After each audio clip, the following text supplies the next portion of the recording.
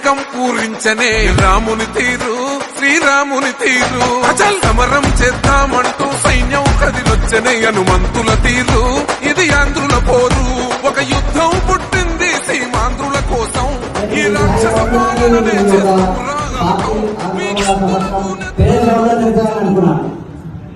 కాబట్టి ఎలక్షన్స్ వచ్చి కొంచెం డిస్టర్బెన్స్ అయ్యి అడ్మిట్ అయిపోయి వచ్చే సంవత్సరం భారీ ఎత్తున పేరు ఫుల్ అయి ఏపీలో మన తెలంగాణలో చాలా బలమైన నాయకులు చాలా అసెంబ్లీలో అడుగుపెట్టి ఆ అసెంబ్లీలో అడుగుపెట్టిన ఎమ్మెల్యేలతో జరుపుకోవాలని కోరుతా ఉన్నాను భగవంతుడి. ధన్యవాదాలు.